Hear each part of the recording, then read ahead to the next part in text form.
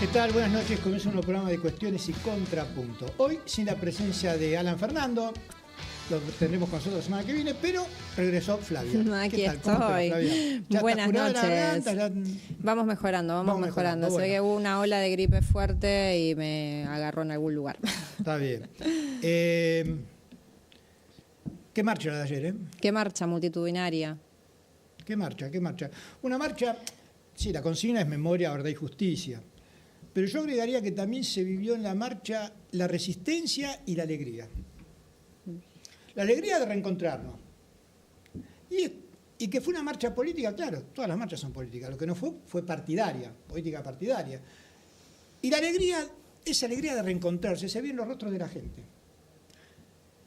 Que no somos tan pocos los que pensamos un país diferente. Es más, yo te diría que somos muchos. Es más, yo te diría que somos la gran mayoría. Y se transformó en una marcha opositora también. ¿Por qué? Porque el gobierno también sigue negando, ¿no es cierto?, lo que ocurrió en la década del 70, con esa teoría de los dos demonios, de que hubo una guerra, y sacó un video lamentable. Como todos los años. Fue un boomerang, me parece que fue en contra de ellos totalmente, porque esto no se discute. Si algo a la Argentina respeta en el mundo es por el tema de los derechos humanos. Uh-huh. Por acá nosotros pudimos juzgar a la Junta Militar. Y por acá los crímenes de lesa humanidad están casi todos en cana, casi todos. Presos. Porque no es un hecho del pasado, no es un hecho, ocurrió hace 50 años, dejemos las cosas del pasado en el pasado y veamos de aquí para adelante. No, porque hoy todavía hay 300 jóvenes, que ya no son tan jóvenes, pues algunos hasta pueden ser abuelos, que se le negó su identidad. Uh-huh. Porque a pesar de que se restituyeron muchos hijos de desaparecidos, todavía hay 300 que los están buscando, que nacieron en la clandestinidad. No en la clandestinidad, nacieron cuando los padres estaban presos, digamos, ¿no es cierto? Ni presos, porque tampoco eso es estar preso. Fueron torturados, vejados. La verdad que... y uno, al menos la gran alegría que yo me llevé ayer fue al ver la familia en la calle. Uh-huh. La gente grande con sus hijos, los nietos. Sí, y los jóvenes. Sí, la cantidad de jóvenes impresionante, la cantidad de criaturas impresionante. Esto, por más Milei que haya, por más que... acá, esto te digo otra cosa, esto está, creo, en el alma del argentino. Nunca más. Lo que ocurrió en el 76, nunca más y es nunca más. Vos fíjate que el gobierno estaba viendo a ver, porque fue una de sus promesas por abajo de la mesa, ¿no?, liberar a los genocidas. Y no lo puede hacer. Un gobierno que caga a palo a los jubilados, le saca los medicamentos a los discapacitados, hambrea al pueblo argentino, pero eso no lo pudo hacer. Eso, como te acordás, cuando Macri quiso hacer el 2x1 y salió toda la gente a la calle, es automático, no hace falta ni que te convoquen, salí solo. Y toda esa gente multitudinaria, creo que está buscando y mirando a ver qué dirigente puede interpretar esa sensación. A mí me llamó la atención que lo vi a Massa caminando y la verdad,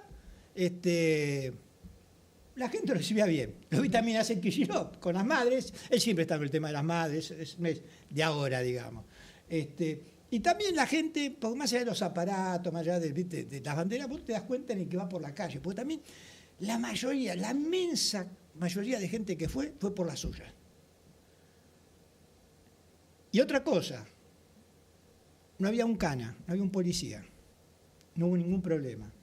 O sea que cuando hay problema, es evidente que no lo hace la gente que se manifiesta. Uh-huh. Y esto de la alegría me parece fundamental, ya lo decía Jauretche, ¿no?, que sin alegría no puede hacer nada. Un pueblo triste está derrotado. Uh-huh. Y a pesar de Milei, a pesar que estamos mal, a pesar que vos ves en lo cotidiano las caras de la gente amargada, con sus problemas, ayer fue un minuto bueno, ¿no?, de recargar pilas. Sí, muy característico del 24 de marzo, ¿no? Siempre es una marcha es la marcha más especial de Argentina, ¿no? Porque es una marcha política, pero es una marcha en donde va todo el mundo. Como que va independientemente de una cuestión ideológica, va todo el mundo, va con su familia, se juntan entre los amigos a coordinar para ir, más allá de las organizaciones que por supuesto también están, pero sí, siempre tuvo un sentido muy, muy familiar y también muy artístico. Veíamos también imágenes de no sé, lugares ahí en la calle, ¿no? En el medio de la marcha, donde también ponían atriles para niños para que hagan sus dibujos de los pañuelos, colorear pañuelos, ¿no? Como siempre, el 24 tiene esa cosa de la unidad, de lo familiar, de la amistad, ¿no? Y respecto del video del gobierno, que ya es una cuestión de todos los años, le hablan a un sector muy mínimo de la sociedad, pienso yo. Yo creo que hasta el apolítico en general, o ese votante que en su momento te votó a Néstor Kirchner, después te votó a Cristina Fernández, pero después te votó a Macri, después votó a Alberto y ahora votó a Milei. Yo creo que a ese sujeto no le importa el tema del 24 de marzo. Pero tampoco eso quiere decir que esté en contra de las madres o abuelas de Plaza de Mayo o que esté a favor del genocidio que se perpetró en nuestro país. Entonces me parece que yo, la verdad que no entiendo para qué lo hacen, porque realmente le hablan a un sector muy, muy minúsculo de la Argentina, que sí, que por ahí con trolls y demás en las redes pueden poner algún que otro comentario, pero realmente esa postura política de estar a favor de la dictadura es muy minúsculo realmente. Sí, pero te ponen a discutir temas que ya la sociedad lo había dado como saldado y volver otra vez a hablar de lo mismo y tiene que ser contundente. Y repito, la gran mayoría de los que marcharon ayer, yo tengo una pregunta igual con eso. De no vivir nunca bajo una dictadura. Yo tengo una pregunta, ¿quién sale más beneficiado? Cuando todo el tiempo estamos explicando de por qué el número 30.000, por qué decimos que son 30.000. Para mí, el hecho de estar todo el tiempo, todos los años, volviendo a explicar, volviendo sobre el tema, ellos lo ponen en la mesa y me parece que es como, bueno, también es un parte del ejercicio de la memoria, ¿no? Como volver a recordar a la sociedad todas estas consignas del por qué, ¿no? Sí. Me parece que no salimos perjudicados con eso. Nadie niega el tema del holocausto. Y la cifra de 6 millones nadie la pone en duda. Nadie dice, no fueron 6 millones, fueron 5 millones, 400, 3 millones. No. El holocausto de los judíos en la Segunda Guerra Mundial, en Alemania nazi, fue un holocausto. La cifra de 6 millones, no discutamos más. Ya está. Acá lo mismo, acá fueron 30.000 desaparecidos, no discutamos más si fueron 9.000, 10.000, 8.000. No ese es el tema. No ese es el tema. Y la verdad que también cuesta salir a defender a gente que cometió las peores atrocidades. Que torturó, que mató, que como aves de rapiña también se quedaron con bienes. Que afanaron hasta los televisores, cualquier cosa, era un desastre. Era una pandilla, ¿no?, que estaba en el Estado, un Estado que armamos nosotros, fuerzas militares que armamos nosotros, y que fueron pandilla. Mataron, torturaron, se apropiaron de los bebés. La verdad que un desastre. Ahora, ¿fueron al gobierno para hacer eso solamente? ¿O fueron al gobierno para imponer el plan económico de Martínez de Oz? Plan económico que hoy sigue, y no solo sigue porque Milei tiene el mismo plan económico que Martínez de Oz, sino porque también en democracia no fuimos capaces de terminar con la ley de identidad financiera. No lo pudo hacer Alfonsín, no lo hizo Menem, no lo hizo De la Rúa, ni Kirchner, ni Cristina, ni Macri, ni Alberto, y mucho menos Milei. Creo que esa es una duda de la democracia. Yo creo que el próximo gobierno tiene que poner en serio el tema de la identidad financiera, porque si no, no va a poder pasar lo mismo. Ese fue el verdadero triunfo para mí de la Junta Militar, de los milicos, fue el plan económico de Martínez de Oz. Que un país industrializado, un país que fabricaba una variedad de autos increíble para la época. En España la Ford llegó recién a instalarse en 1976 y acá de 1960 ya estaba. Es como dato nada más, ¿no? Cómo era la industria en nuestro país. Bueno, vino a terminar con eso y lo terminaron. Y hoy sufrimos las consecuencias. Este vino también para aniquilar lo que queda de la industria argentina.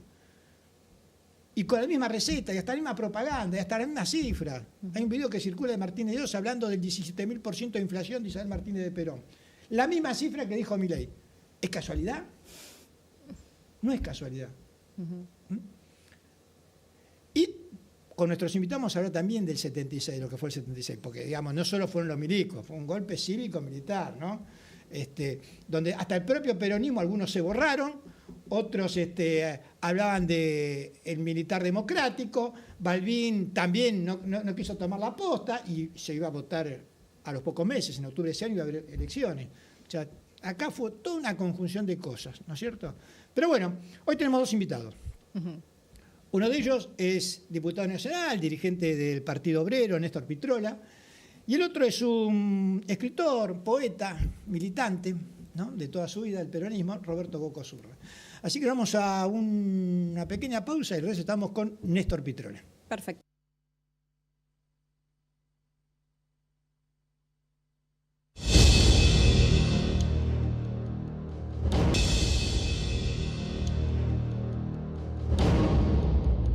Gracias. Continuamos aquí en Cuestiones y Contrapuntos. Estamos con nuestro primer invitado de hoy, con Néstor Pitrola. Decíamos que Néstor Pitrola es actualmente diputado nacional, pero es dirigente del Partido Obrero y seguramente ayer estuvo en la marcha, ¿no, Néstor? Sí, 5 horitas parado, quedé de cama, pero feliz. Una movilización descomunal. Es difícil hacer un cálculo. ¿Cuánto hubo? 400.000, 600.000, porque hay una rotación. Yo creo que fue la movilización más importante de los 24 de marzo y desde el Partido Obrero la consideramos crucial. ¿Por qué?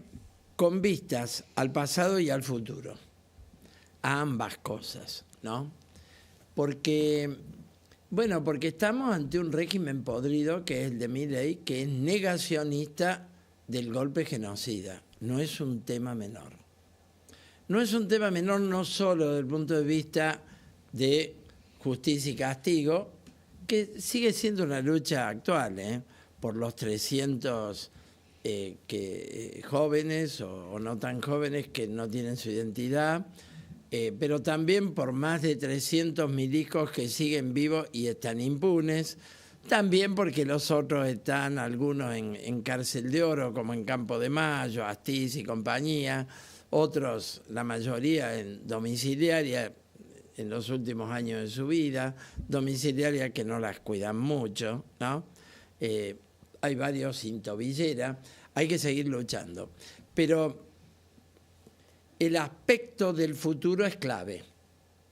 ¿Por qué? Porque el negacionismo está al servicio de una democracia de infantería, de una democracia con intervención de las Fuerzas Armadas en cuestiones internas.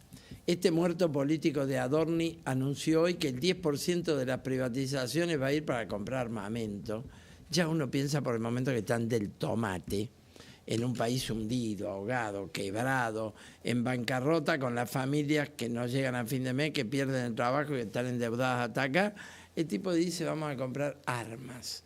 Y dijo que vamos a ganar una guerra, Milei, en la que Argentina no está. Hablando de eso de la guerra, discúlpame, un segundo, ya que vos sos diputado nacional.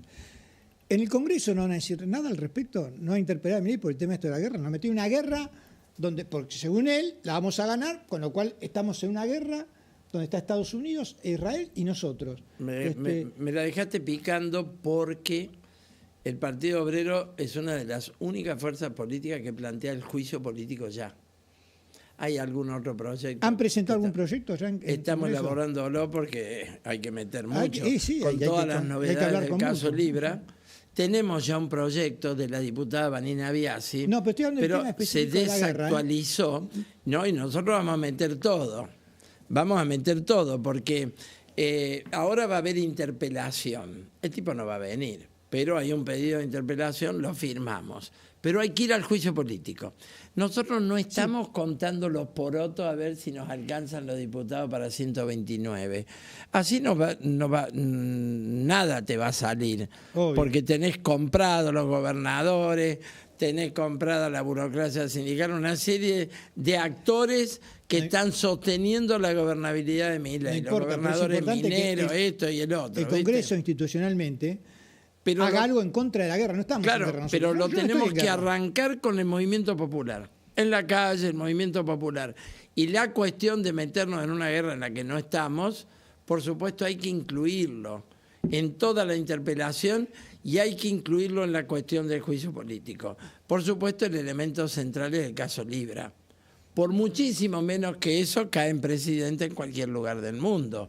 Pero acá tenemos en el Congreso todo el mundo haciéndose los tontos. Miran para allá, dice que presente un informe, que se vaya el fiscal Tayano, todo perfecto. Juicio político. Y hay que ir a la calle a plantear esto. Porque yo les digo una cosa, el problema de la salida en la Argentina hay que enfrentar todo el paquete. La ley laboral es esclavista.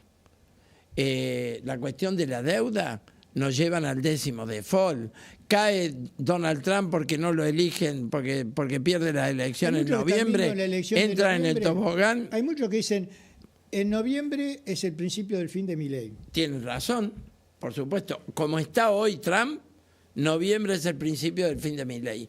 Porque Milei, y con ello la Argentina, está colgada del pincel del Tesoro norteamericano. Bueno, vamos a decir una cosa. Entonces, hoy, Pitrola, discúlpame, en la ONU hubo una votación para condenar la esclavitud como el peor mal de la historia de la humanidad. 3 países votaron en contra de esa resolución. Adivina quiénes Estados fueron. Unidos, Israel y Argentina. Exactamente. Mirá cómo adiviné. Exactamente, digo, más es claro, que agua. es un alineamiento automático con el genocidio palestino, ahora con las bombas contra Irán, que no me vengan con los ayatolás. Te imaginas, el Partido Obrero con los ayatolás no tiene nada que ver. Pero la derrota de Estados Unidos es lo único que puede abrir una salida, un futuro al pueblo iraní. No las bombas norteamericanas para destruir todo y poner una dictadura del estilo de Arabia Saudita, que es una dictadura socia de los yanquis. Vienen por el petróleo, están llenando el mundo de guerras por el problema del petróleo, por la disputa geopolítica.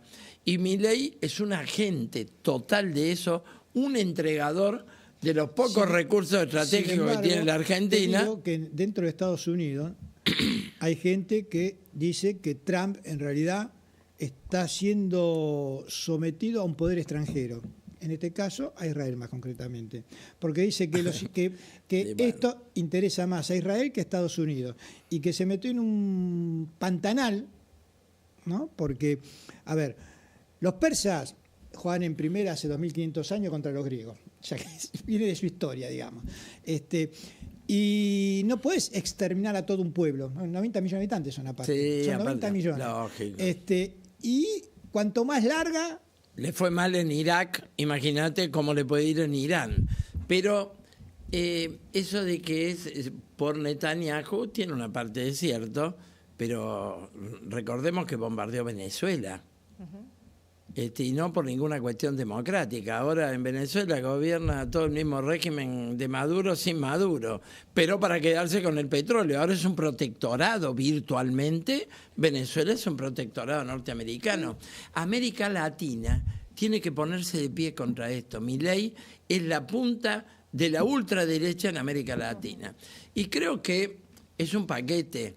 Hoy tenés glaciares, que es la entrega total del agua para poblaciones enteras en favor de las mineras. Están cerrando empresas e industrias como FATE, hoy ocupada por los trabajadores, una industria de 86 años emblemática, la única que produce cubiertas de camión y de colectivos para todo el país, que es lo que el 90% del transporte de pasajeros y de carga es de esas cubiertas y no las podemos fabricar más. Este régimen no hay que esperar al 2027 para que venga otro gobierno en el 2028. Por eso el Partido Obrero plantea el juicio político, que se vaya Milei, la movilización popular, y hemos repudiado la entrega de la CGT porque para nosotros hay que ir a un plan de lucha y a una huelga general por todos los temas, porque nos quedamos sin sueldo, sin laburo, sin jubilación y sin país. Te interrumpo un segundo, Néstor, porque veo que están llamando al número que ven en pantalla y les pido por favor que se comuniquen con nosotros, que nos dejen sus mensajes, sus preguntas, sus propuestas, lo que sea, a través de WhatsApp por escrito, porque estamos en vivo, entonces no podemos atender llamados. Bueno, hablaste de muchas cosas, democracia, infantería, juicio político, el caso libre, y laboral. A mí particularmente me interesaría saber qué opinan las Fuerzas Armadas de nuestro país con esto de meternos en una guerra que no es nuestra. Pero particularmente cuando vos hablas de juicio político, yo considero, me parece, que tiene que haber un consenso de la sociedad para que ello se dé. Y por supuesto que el caso Libra es un espanto, la reforma laboral también es un espanto. Yo creo que este gobierno va sumando, como cualquier otro gobierno naturalmente, pero este me parece que es más fuerte porque es más alevoso el nivel de corrupción y de malestar también, ¿no? De que todas las políticas públicas sean masivamente en contra de la gente.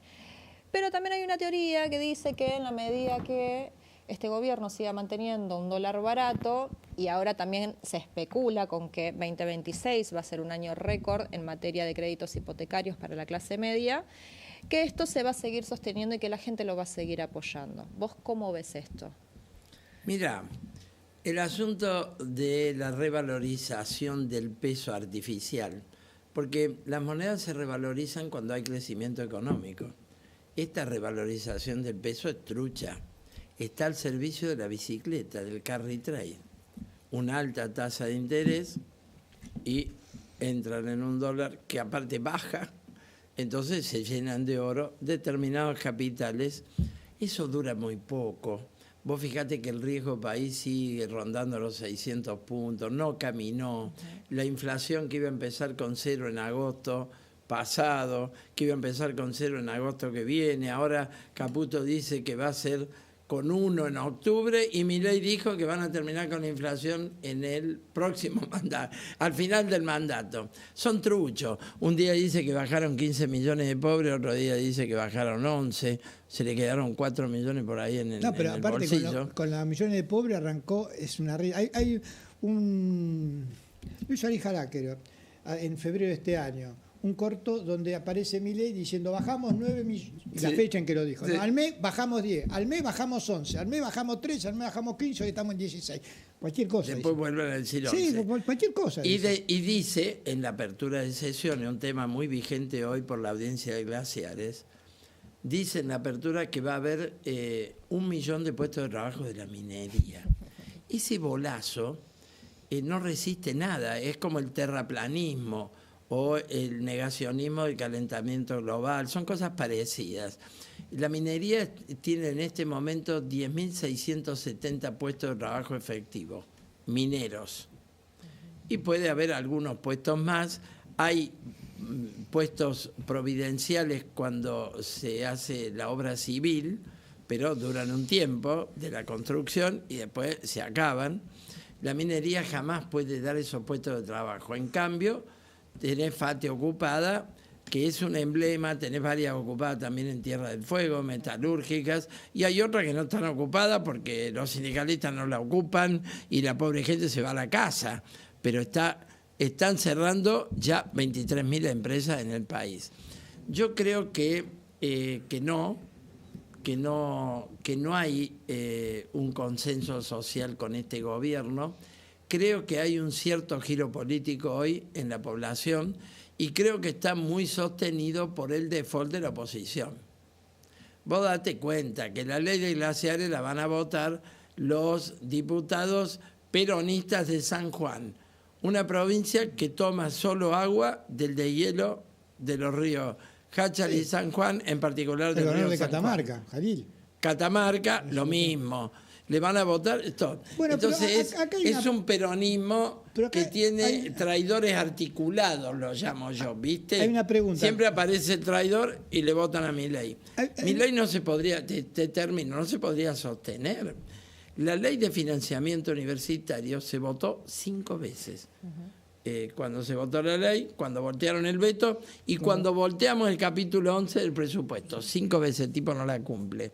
¿Qué podés hacer con un gobierno así? Que no sea un juicio político. Todo esto lo vamos a poner en el juicio político. Vos hablás de los gobernadores, más allá de la cuestión ideológica, de los que son peronistas o no peronistas, uno también observa que uno está de acuerdo con el federalismo, pero me parece que más que federalismo vamos a un provincialismo que balcaniza la Argentina. Bueno, es una mirada. El provincialismo sería el 3% de regalía que les queda de las mineras y de algunas. Vos fijate cómo es la vida. En este momento hay una crisis en Chubut con el trabajo petrolero de los pozos que no son del sistema fracking, de los viejos pozos, y hay despidos en la industria petrolera, que es una de las pocas de punta. Ahora, bueno, hubo una buena cosecha aparentemente, pero un año hay sequía, se pudre el chancho. La Argentina no puede vivir de este esquema económico primario, ¿no?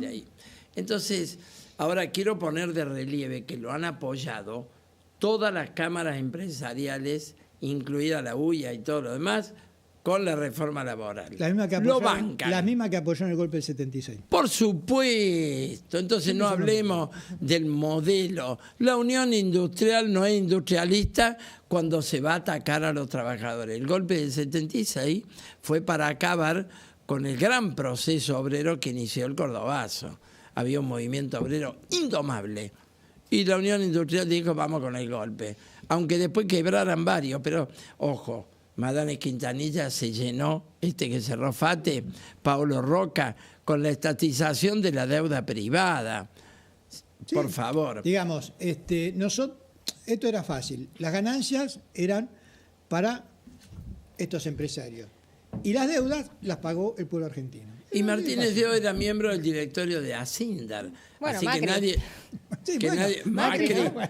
la De un fortuna de kiosquito los pasó. Macri nace con la dictadura. Sí. Nace con la dictadura. Entonces, acá hay una clase social que ha sido responsable de la dictadura genocida, muy vigente decirlo hoy, un análisis de clase de los gobiernos. Ahora, durante la democracia, el poder económico, el verdadero poder, ha seguido en la misma mano. Entonces, bueno, a lo mejor ahora se pelean con Pablo Roca, con con el otro. Igual ellos reinvierten por acá o por allá. Sí. Pablo Roca tiene fábrica en Estados Unidos. Es decir, sus perjuicios son relativos. Madame Quintanilla cerró FATE, 920 familias, pero tiene Aluar, tiene problemas con Aluar, es dueño de parques eólicos. Es uno de los hombres más ricos de la Argentina. La fortuna número 12. Mirá si tiene espalda, por eso decimos, FATE no se cierra y queremos que intervenga o el gobierno nacional o el de la provincia. Por último, ojo, Kicillof tiene la pelota en campo de él con el tema de reabrir FATE. Le hemos puesto arriba de la mesa en proyectos de legislatura, de todo, las figuras legales con las cuales él puede garantizar la continuidad de FATE.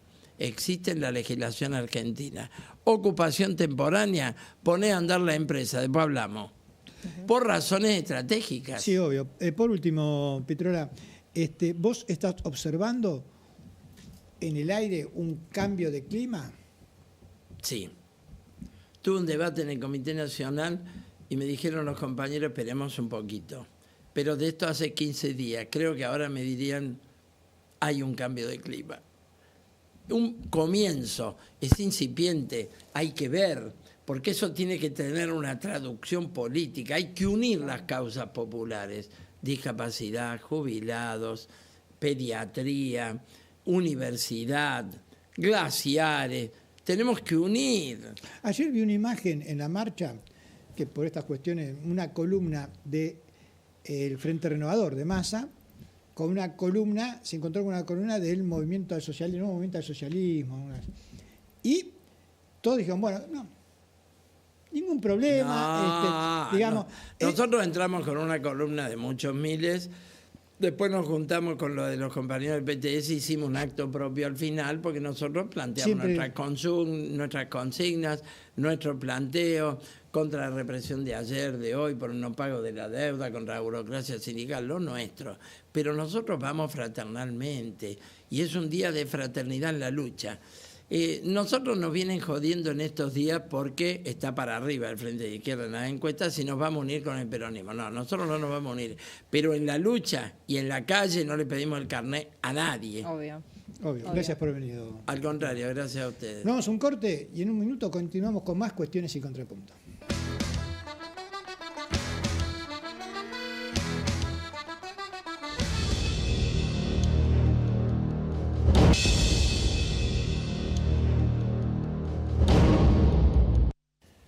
Y continuamos aquí en Cuestiones y Contrapunto y estamos con nuestro segundo invitado de hoy, con Roberto Coco Zurra, escritor, militante, poeta, hombre del peronismo.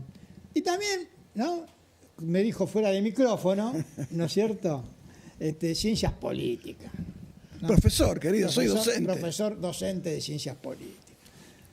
Coco, vamos a hablar del día de ayer, pero quisiera preguntarte primero, ¿cómo viste vos el 24 de marzo del 76?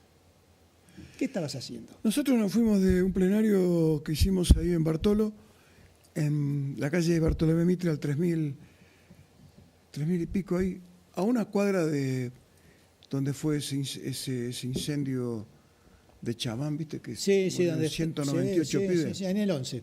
En el 11. Ahí teníamos la sede central. Y nosotros nos fuimos sabiendo que se venía el golpe. Así que, bueno, nos fuimos con la orden de enterrarnos, es decir, irnos a un lugar que nadie conociera y quedarnos ahí y no salir. Quedarnos 6 meses, 1 año, el tiempo que fuese necesario. Cada uno tenía un contacto y se iba armando la pirámide. Pero fue una sensación de mucho fracaso, de mucha tristeza, por la gran esperanza con la que vivimos, el amanecer democrático del 73, que empezó a vislumbrarse ya en el 71, 72, cuando volvió el general el 17 de noviembre. Así que fue un gran fracaso que con el tiempo corroboramos que en realidad el golpe de Estado fue no solo con la finalidad económica que enuncia en abril Martínez de Oz, sino que fue con la necesidad de quebrar al movimiento nacional y de generarle el gran complejo de no haber podido gobernar en esos 3 años que duró el gobierno, donde tuvimos que cambiar 4 presidentes, ¿no? Cámpora, Lastiri, Perón, Isabel. Así que fue muy duro, un operativo de pinzas entre la izquierda maldita y la derecha maldita, porque hay una izquierda sana y hay una derecha sana, pero estos se dieron, se cruzaron para impedirle el gobierno limpio al peronismo, ¿no es cierto? Sí, yo me acuerdo de unas pintadas previas al golpe en las paredes que decían por un gobierno cívico-militar y la firmaba el Partido Comunista. Bueno, claro, el Partido Comunista tenía el tema de la exportación con Rusia, tenían ese tipo de negocios, ese tipo de actividades que incluso salieron a decir que Videla era un general democrático, ¿no es cierto? Pero bueno, cosas de la burocracia política que hay que tener cuidado. También hubo gremialistas como Casildo Herrera que dijo yo me borro, también hubo dentro del peronismo gente que defeccionó, y digamos, el ataque fue, como decir, de pinza y de todos lados, lo mediático, los diarios todos los días. Un año antes ya se venía hablando con las fuerzas militares, partidos políticos para ver cuál era la salida. En el mes de noviembre o diciembre del 75, Calabró hizo el acuerdo con Videla. Exactamente. Y yo recuerdo que yo había sido director de Cultura de Heredia y cuando asumió Novoa me propuso seguir y yo renuncié, me fui cuando se fue Heredia me fui yo también y volví a mi trabajo, yo era empleado de planta de la municipalidad. Entonces Mangas es diputado provincial, me llevó a trabajar a la legislatura. Y en noviembre o diciembre se fractura el bloque. ¿Por qué? Y porque había peronistas aliados a Calabró con el proyecto de voltear a Isabel. Recordemos que Calabró era el gobernador de la provincia de Buenos Aires Claro, en esa época, ¿no? Exactamente. Y que venía de la Gremialista. UOM, gremialista. Era UOM de Vicente Por eso te digo, hubo traidores en todos lados, ¿viste? La figura de Isabel suele estar bastante controvertida, cuando no silenciada. ¿Cuál es tu mirada respecto a Isabel? Mira, Isabel hizo un gobierno digno, hizo un gobierno que todavía deberíamos estar recordándolo, porque esta ley laboral de la que recién hablabas vos se hace para derogar la ley que proclamó Isabel, la ley de contrato de trabajo. Sin embargo, cuando se hace la defensa de la ley de contrato de trabajo, no se la menciona a Isabel. No hay un busto de Isabel en la CGT. Yo se lo pedí a Piumato personalmente y le mandé una nota a través de Argüello a la CGT para que pusieran un busto de Isabel y todavía no lo pusieron. Eso por un lado. Otro tema resonante en el último año ha sido el Garraham, cuya piedra fundamental la puso Isabel. Yo estuve en el acto ese día. Yo estuve en el acto cuando Isabel puso la piedra fundamental del Garraham y estuve en el acto cuando Alfonsín lo inauguró. Es cómico, vale la pena contarlo, porque nosotros fuimos furiosos a la inauguración del Garraham. Si es una obra peronista, la tiene que inaugurar este tipo. Y cada vez que hablaba Alfonsín, nosotros, Isabel, Isabel, le gritábamos. Hasta que en un momento el tipo dijo, acá están nuestros rivales de la juventud peronista. Es cierto lo que dicen. Este hospital se inició en democracia, lo inició la señora Isabel Perón. Y les voy a decir algo, nos dijo a nosotros. Aquel concepto de Perón, de que los niños son los únicos privilegiados, hoy también es nuestro. Y nos sacó la pelota, no pudimos gritar más. Muchos dicen que Alfonsín, políticamente hablando, era el más peronista de los radicales, ¿no? Muy, él fue el que... Jugador de trinchera. Escúchame, él fue el que la invitó a Isabel cuando él asumió en el 83, él la invitó a Isabel, y él mandó en el 84 el proyecto de reparación histórica para Isabel. El tipo que metió en cana a los genocidas y a los montoneros asesinos es el mismo que mandó la ley al Congreso para resarcir a Isabel de toda culpa.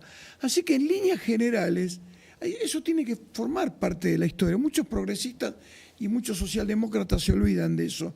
Pero yo he repensado a Alfonsín, porque yo he sido muy combativo en contra de Alfonsín durante su gobierno, pero lo he repensado y hay muchas cosas rescatables de él que no hay que perder. Y respecto de Isabel, para terminar con tu pregunta, hizo un muy buen gobierno, un gobierno digno que tuvo un error: permitir el ingreso de Massueto Sin al gabinete económico.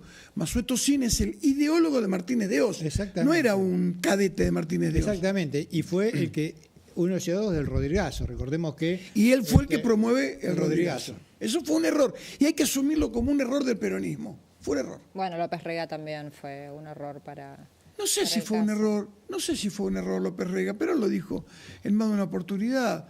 Algunos dicen que me lo metió la CIA. Bueno, si lo saco me van a meter otro, así que dejémoslo. Pero bueno, Claro, lo que pasa es que una cosa es López Rega con Perón en vida y otra cosa cuando ya Perón... no sé, es como un perro que vos, si le sacás el amo, por ahí hace destrozos. Yo nunca fui loperreguista, no hay... Ninguno de mis compañeros trabajaron nunca con el Ministerio de Bienestar Social.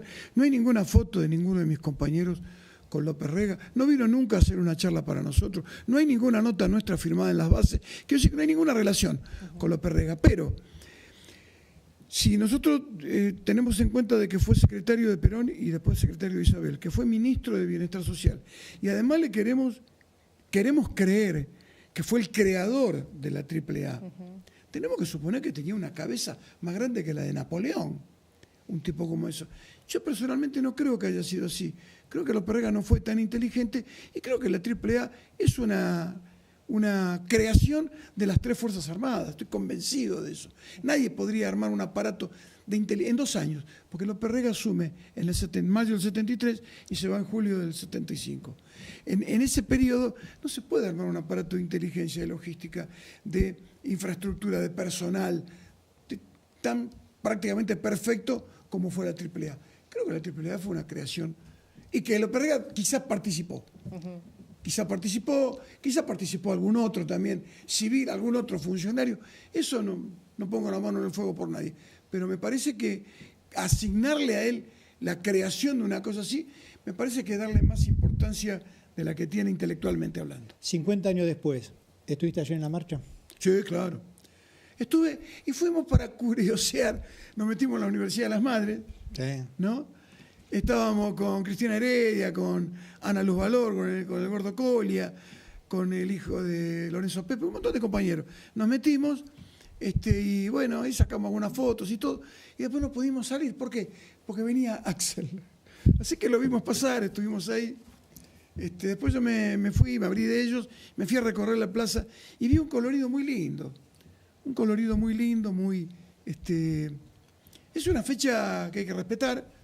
Yo personalmente no es celebratorio. El 24 de marzo es una fecha que está en negro en el almanaque, pero la sociedad lo ha tomado así y uno tiene que respetar a la sociedad.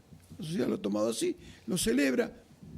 No. Creo que celebra el reencontrarse, el verse las caras, el estar en comunión, digamos, frente a una política y a un gobierno que exacerba el individualismo y la meritocracia. Encontrarse las familias enteras en las calles. Sí. No, y además las calles son nuestras, un gobierno digamos. negacionista también. Un gobierno negacionista. Creo que esa era la alegría que uno veía en los rostros de gente que seguramente está pasando por momentos bastante, como está pasando por Argentina, ¿no es cierto? Luchar para llegar a fin de mes, pagar las deudas. Pero ayer nos encontramos, nos reencontramos. Y algo que vos dijiste en el bloque anterior, la gente fue sola. Yo viajé en subte. Yo vi el subte hasta la manija. Terrible. Cantando la marcha, gritando, haciendo escenas de teatro en el mismo subte. Bueno, la gente contenta. Cosa que, fue como el desahogo, ¿no? Un poco salvando las grandísimas distancias, pero como un poco esa sensación de cuando fue el Mundial del 78 y que la gente salió a la calle desbocada porque era el primer encuentro, digamos. Parece que el 24 también cumple mucho esa función, ¿no? De que cada uno está... Porque uno no puede ir a todas las marchas por el Garrahan, por las personas con discapacidad, con los jubilados, que la ley laboral...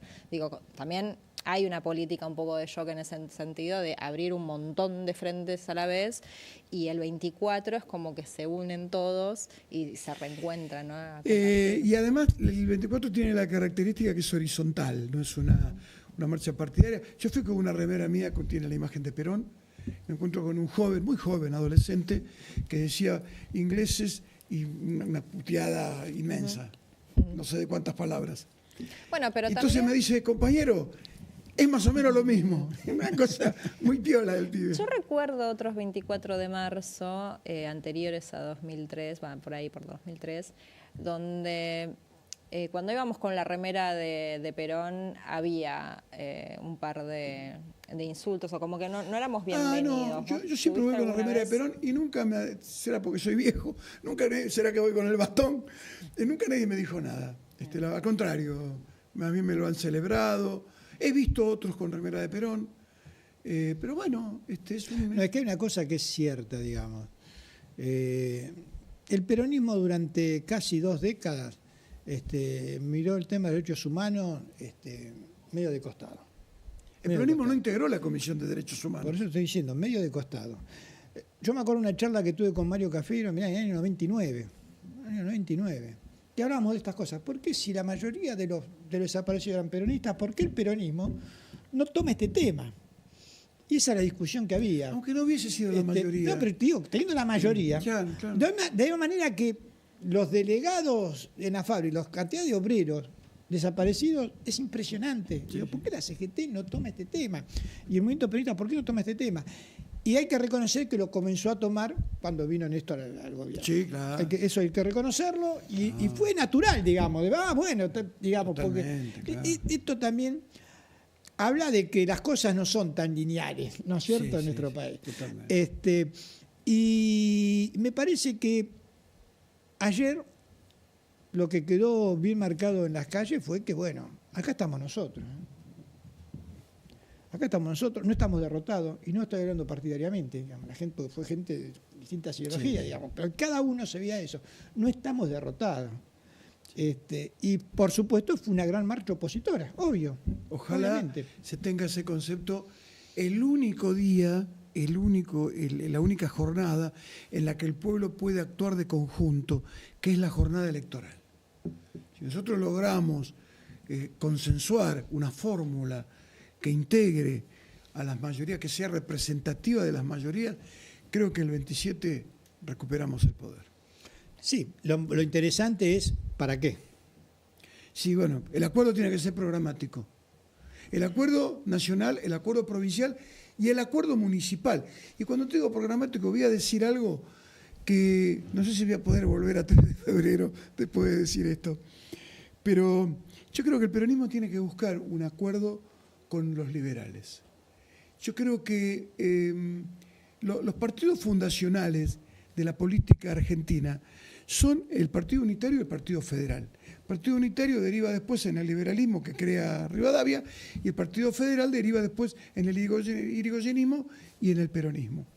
Yo creo que tradicionalmente hablando, bueno, durante el kirchnerismo ocurrió, en el nuevo siglo ocurrieron 2 hechos sustantivos que algún día desarrollaremos con más tiempo. La aparición del progresismo en el gobierno y la aparición del liberalismo. Por primera vez en la historia se consagró un presidente liberal en elecciones limpias, que fue Macri.